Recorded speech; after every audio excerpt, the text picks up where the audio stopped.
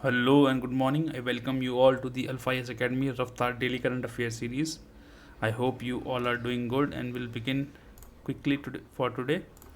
So the first news, the current affairs is for 28, 27, 28 and 29th. क्योंकि क्या था कि बहुत कम करंट अफेयर्स थे तो we didn't find it appropriate to upload the current affairs, तो we are uploading the current affairs for all 3 days. Thus, we'll quickly begin. Now first news is about noise pollution. Noise से जो pollution होता है, हुआ क्या कि एक United nation environment programme की एक report I called annual frontiers report 2022 which has set that Moradabad in Uttar Pradesh is the second most noise polluted city globally. World में सबसे शांत सिटी इरबिड है जो कि जॉर्डन में है, जहाँ पे 60 डेसिबल की आवाज़ नोट की गई. ठीक है. देन साउथ एशियन सिटीज़ में से टोटल 13 सिटीज़ ने फीचर किया इस रिपोर्ट में, and out of that 5 are in India which that are Kolkata, Asansol, Jaipur and Delhi. All are commercial hub. तो this the I always say you that see the things in context. Now Moradabad is also industrial hub. Brass का बहुत ज़्यादा काम होता है वहाँ. In fact bats जो आप खेलते हैं बहुत अच्छे अच्छे बैट्स भी मिलते हैं वहाँ पे. तो thus everything has to be seen in a context, and Kolkata, Asansol, Jaipur, Delhi, these are very big cities carrying a huge amount of population pressure on them, and there is also industrial hubs in these cities. Now about sound pollution थोड़ा देख लेते हैं. WHO क्या recommend करता है? The permissible noise limit is 55 decibel for outdoor residential areas and 70 decibel for commercial areas and जहाँ पे traffic हो. ग्लोबल हेल्थ एजेंसी की गाइडलाइन है, वो क्या कहती है कि कोई भी साउंड जो 70 डेसिबल से ऊपर है वो ह्यूमन हेल्थ के लिए हार्मफुल है. Then there is something called as marine heat waves. Marine heat waves से हो क्या रहा है कि the tropical Indian ocean warm by 1 degree Celsius from 1951 to 2015. ठीक है. 1951 से 2015 तक जो टेम्परेचर था ट्रॉपिकल इंडियन ओशन का वो ओवरऑल 1 डिग्री से बढ़ गया है. अब कुछ जगह तो जैसे वेस्टर्न इंडियन ओशन है वहाँ तो 4-fold राइज हुआ है मरीन हीट वेव्स में इवेंट्स में. टेम्परेचर 1 डिग्री रहा, लेकिन मरीन हीट वेव्स मान ली पहले एक बार आती थी तो अब 4 बार आती हैं. ऐसे ही हमारे जो नॉर्थ बे ऑफ बंगाल है वहाँ पे 2 to 3-fold राइज हुआ है. अब मरीन हीट वेव्स होती क्या है? मरीन हीट वेव्स का मतलब होता है कि अगर सी टेम्परेचर अपने नॉर्मल टेम्परेचर से 5 कॉन्जिक्यूटिव डेज से ऊपर रहे तो उसे मरीन हीट वेव्स बोलते हैं. जैसे मैं कह रहा हूँ कि ये एक वाटर बॉडी है या एक ये ओशन है, इसका मीन टेम्परेचर 15 डिग्री सेल्सियस है. अगर ये 16 degree Celsius for 5 consecutive days रहता है, ठीक है, तो इसको हम मरीन हीट वेव बोलेंगे. ठीक है. कॉजेज आपको पता ही है, ओशन करंट्स की वजह से वार्मिंग हो सकती है, अनलिनो इवेंट्स जिससे कि जो कि मानसून पे भी बहुत ज़्यादा फर्क डालती है. It impacts monsoon in a great way which eventually lessen the amount of rainfall that the Indian subcontinent receives. Then there is a high solar radiation. भाई गर्मी आ रही है और इवेपोरेशन हो नहीं रहा तो भी थोड़ा गर्म रहेगा. ठीक है. अब इससे होगा क्या क्या? एक्सट्रीम वेदर इवेंट्स होंगे. ठीक है. इंक्रीज्ड ओशन स्ट्रेसेस होंगे. ओशन स्टेटस क्या क्या होता है? स्ट्रेटिफिकेशन वाटर का ज़्यादा हो जाएगा, एसिडिफिकेशन होगा, डीऑक्सीजनेशन होगा. ठीक है. बायोडाइवर्सिटी एंड हैबिटेट लॉस होगा, इकोनॉमिक लॉस होगा, है ना. तो देखो there are causes, then there causes के इम्पैक्ट होते हैं.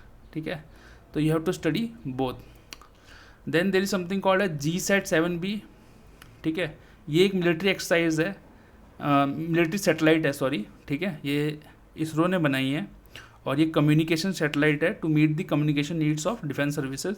जो GSAT-7 थी वो इंडियन नेवी के लिए है, जो GSAT-7A है वो इंडियन एयरफोर्स के लिए है. GSAT-7B is for it is a communication satellite that is made for the communication needs of defence services and it is in Jio synchronous transfer orbit.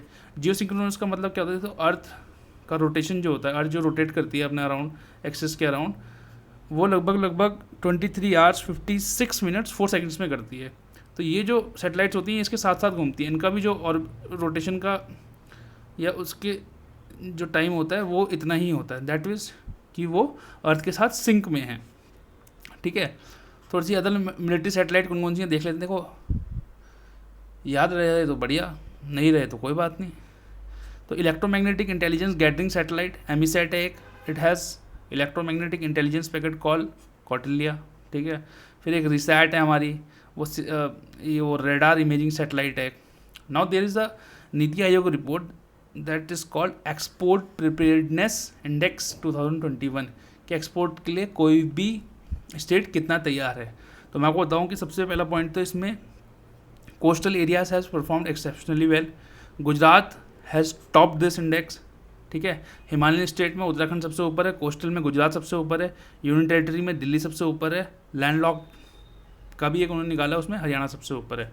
क्योंकि क्या होता है लैंडलॉक्ड हमें इसलिए रखना पड़ता है क्योंकि जहाँ पे सी होगा वहाँ देखो एक्सपोर्ट थोड़ा सा ज़्यादा ईजी रहता है, उस स्टेट्स के एक्सपोर्ट्स करना हो रहते हैं। तो हमने देखा कि लैंडलॉक्ड भी हम अलग से निकालते हैं, है ना। तो मैं इसलिए कहता हूँ कि चीज़ों को कंटेक्स्ट में देखो।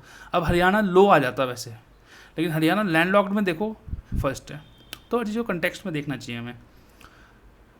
इंडेक्स के 4 पिलर्स हमने अलग अलग वेटेज दी हुई हैं, है ना।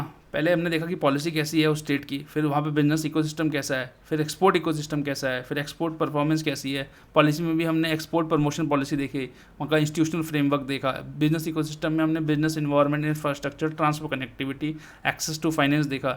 एक्सपोर्ट इकोसिस्टम में हमने export infrastructure, trade support, R&D infrastructure देखा है। एक्सपोर्ट परफॉर्मेंस में growth and orientation and export diversification देखा। एक्सपोर्ट डिवर्सिफिकेशन मतलब जितने ऐसा नहीं कि हम एक ही चीज़ एक्सपोर्ट कर रहे हैं, अलग अलग चीज़ें एक्सपोर्ट करनी है। Now there is something called a great barrier reef, है ना। कोरल रीफ्स का ये एक चेन है, ठीक है। ये ऑस्ट्रेलिया का मैप है, ऊपर देखिए, ये इसकी ईस्टर्न साइड है टॉप पे, और यहाँ पे ग्रेट बैरियर रीफ है, और ये एक यूनेस्को वर्ल्ड हेरिटेज साइट भी है।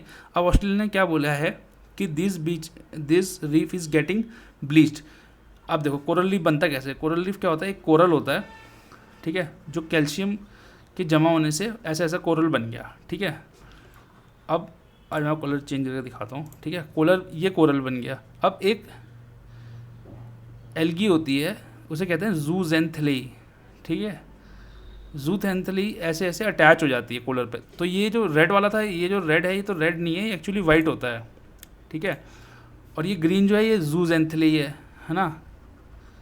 तो ये दोनों जो है सिम्बायोटिक रिलेशन में रहते हैं। सिम्बायोटिक मतलब रिलेशन मतलब ये एक दूसरे की हेल्प करते हैं। कैसे हेल्प करते हैं भाई, ये जो कोरल है अंदर वाइट रंग का, ये इसे शेल्टर दे रहा है जूजेंथली को। जूजेंथली जो है ये जो है फोटोसिंथेसिस कर सकते हैं, और ये जो है कोरल्स को फूड देते हैं। अब ये ब्लीचिंग, क्योंकि पानी गर्म हो जाता है, एसिडिफिकेशन हो जाता है वाटर का, ये जो कोरल्स हैं ये इसको छोड़ देते हैं।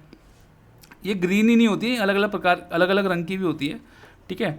बहुत टाइप की होती है, इसलिए बहुत सुंदर भी दिखती हैं। तो ये जो एल्गी है जूजेंथली, जो किसी भी कलर की है उसे छोड़ देता है, और ये दोबारा वाइट बन जाता है। तो उसे ही हम कोरल ब्लीचिंग बोलते हैं।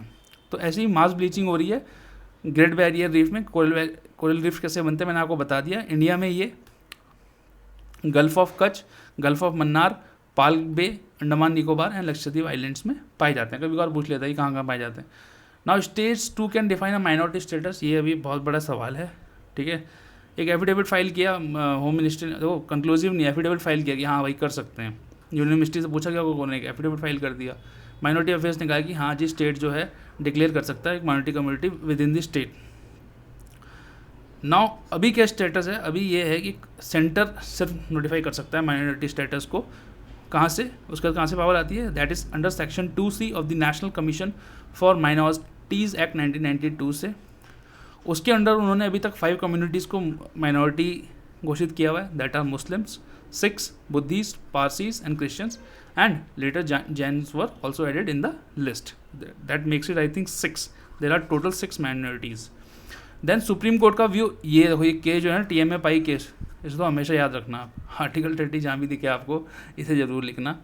TMA पाई केस में भी यही कहता है कि जो आर्टिकल 30 है, जो right to establish minority institution है टू एडमिनिस्टर एजुकेशन, वो दोनों के लिए है, रिलीजियस माइनॉरिटीज़ को भी अवेलेबल है। देखो 29 जो है वो एनी सेक्शन ऑफ सिटीजन को अवेलेबल है। वहाँ माइनॉरिटी उसका जो सब हेडिंग है, वो जो हेडिंग है वो माइनॉरिटी राइट्स हैं, लेकिन जो 29 की लैंग्वेज है that is called any section of citizens, ठीक है। 30 जो है वो स्पेसिफिकली मेंशन करता है रिलीजियस एंड लिंग्विस्टिक माइनॉरिटीज़ को। और TMA पाई केस में भी सुप्रीम कोर्ट ने यही बोला था कि that linguistic and religious minorities has to be seen state wise, है ना। यूनियन गवर्नमेंट का क्या व्यू है? यूनियन गवर्नमेंट का भी यही व्यू है कि भाई कंकरेंट पावर है दोनों को, पार्लियामेंट को भी और स्टेट लेजिस्लेचर को भी माइनॉरिटीज़ घोषित करने की। कॉन्स्टिट्यूशनल प्रोविजन देख लेते हैं। आर्टिकल 29 मैंने आपको बताया, it provides any citizen, any section of citizens residing in any part of India having a distinct language, script और culture, मैंने तो उसको LSC करके याद किया हुआ है, इसको हमेशा याद रखना, लैंग्वेज, स्क्रिप्ट और culture of its own shall have the right to conserve the same. Then there is something called as Article 30, all minorities shall have the right to establish and administer educational institution of their choice. Then there is something called as Article 350B, it's provided for a constitutional organization of something called as Special Officer for Linguistic Minorities. Now Special Officer for Linguistic Minorities is also a constitutional body. It was inserted by 7th Constitutional Amendment Act 1956. ठीक है, तो इसने एक बनाया कि भाई linguistic minorities की देख रेख के लिए कि उनकी भाषा ख़त्म ना हो जाए। जैसे वे भी आपने एक न्यूज़ सुनी होगी, I can not remember the language but that language has died because the last surviving person who spoke that language और understood that language has died. तो उसका भी हमें ख्याल रखना है ना, हर चीज़ का ख्याल रखना है। हमारी डाइवर्सिटी ही हमारी स्ट्रेंथ है, ठीक है। अगर और हमें इस डाइवर्सिटी को नहीं खोना है। भाई इकोसिस्टम भी, जो इन्वायरमेंट भी है ना, वो भी यही कहता है कि जो सिस्टम या जो इकोसिस्टम जितना डिवर्स है उसके सर्वाइव करने के चांस उतने ज़्यादा हैं, ठीक है। Legal provision, national commission for minority education institution act 2004 में आपको होता है कि माइनॉरिटी स्टेटस दिया गया है। 6 माइनॉरिटीज़ को पावर है अपने एजुकेशनल इंस्टीट्यूशन इस्टेब्लिश करने की। देन बमियान बुद्धा, बमियान कहाँ है? अफगानिस्तान में है। अब क्या है कि तालिबान जो है, जिन्होंने अब टेक ओवर कर लिया अफगानिस्तान को, उन्होंने बोला है कि भाई हम लोग जो हैं इसको जो है प्रिजर्व करेंगे। क्यों कर रहे हैं? उनका इंटरेस्ट क्या है? उन्हें चाइनीज़ मनी चाहिए। बमियान बुद्धा, और हमारा इंटरेस्ट क्या है कि हमें देखना है कि बमियान बुद्धा कहाँ है, उसका आर्किटेक्चर कैसा है। तो बमियान बुद्धा हिंदू कुश की एक पहाड़ियाँ हैं अफगानिस्तान में, वहाँ पे है। It is in the Hindu Kush highlands of Afghanistan. Then Bamiyan Buddha is in Roman drapery, ठीक है। एंड 2 डिफरेंट पोस्चर्स हैं वहाँ बुद्धा जी के। एंड कन्फ्लुएंस ऑफ गुप्ता, जो गुप्ता आर्किटेक्चर था उसका कन्फ्लुएंस ससैनियन, ससैनियन का मतलब है ईरानियन, ठीक है। ससैनियन जो था वो it is related to Iran, it is Iranian culture. And Hellenistic style. Now Hellenistic style वो पीरियड है या उस पीरियड का स्टाइल है जब अलेक्जेंडर की पावर ख़त्म हो रही थी, गिर रही थी, और रोमन एम्पायर बढ़ रहा था, या रोमन। तो it is more of Greco Roman type का हेलेनिस्टिक होता है, ग्रीक से ज़्यादा हम वो करते हैं, ठीक है। तो अलेक्जेंडर की पावर गिर रही थी और रोमन पावर बढ़ रही थी, that is the Hellenistic period. Now the Bamiyan Buddha shows a confluence of Gupta, Sasanian and Hellenistic artistic style. 5th century का है। And tallest standing statues of Buddha है, ठीक है। And UNESCO world heritage site है। ऑफकोर्स यहाँ पे मेरे ख्याल से मीटिंग भी हुई थी एक। ना शॉर्ट न्यूज़ देख लें जल्दी से। जियो टैगिंग ऑफ पेमेंट सिस्टम। अब देखिए, आपने दुकान के बाहर QR कोड देखे होंगे आजकल हर दुकान के बाहर। RBI बोल रही है कि भैया जिस दुकान के बाहर QR कोड और POS हैं, पॉइंट ऑफ सेल सिस्टम है, आप अब कुछ QR कोड फ़ोन पे नहीं लगा रखे हैं, कुछ QR कोड पेटीएम लगा रखे हैं, कुछ QR कोड भारत पे नहीं लगा रखे हैं। तो उन्होंने कहा ये सारी इन्फॉर्मेशन हमें चाहिए ताकि हमें पता लगा सके कि डिजिटल इंक्लूजन या डिजिटल उसकी क्या पेनिट्रेशन है, कहाँ कहाँ अवेलेबल है, कहाँ कहाँ नहीं है, फिर हम उस हिसाब से वर्क करेंगे। तो the banks and non banks both have to submit the data regarding geo tagging of payment system to the RBI now Mercosur is a trading block है, ये साउथ अमेरिकन ट्रेडिंग ब्लॉक है। And it comprises of 4 countries. मैंने तो उसको बापू के नाम से याद किया हुआ है, that is Brazil, Argentina, Paraguay and Uruguay. तो कुछ नहीं, इंडिया ने बोला है कि यार हम सनफ्लावर ऑयल इनसे इंपोर्ट करते हैं because Russia and Ukraine conflict की वजह से अभी डिस्ट्रप्शन आ गया सप्लाई चेन में। Now pure time preference theory, बहुत बड़ी थ्योरी है, बहुत टेक्निकल है, मुझे ज़्यादा खुद समझ में नहीं आई, ठीक है। It is given by American economist Frank Fetter in his book the principle of economics, है ना। ये तो इतने बड़े बड़े लोग होते हैं, ठीक है। बट ये जो थ्योरी है, जितना मैं समझ पाया, वो ये कहती है कि मान लिया ये एक कमोडिटी है, इसमें लोगों का इंटरेस्ट उतना ही ज़्यादा और रहेगा जितना ये फ्यूचर में रिटर्न देने के लायक है। मतलब मुझे लगता है कि एक्स में जो है आज मैं पैसा लगाऊंगा तो मुझे फ्यूचर में जाके इसमें पैसा लगा के फ़ायदा मिलेगा, तो लोगों का उतना इंटरेस्ट जागता रहेगा. That is called pure time preference theory. तो thank you all of you, and that's all for today. I wish you a good health, keep smiling, take care, and we shall see you tomorrow. Take care.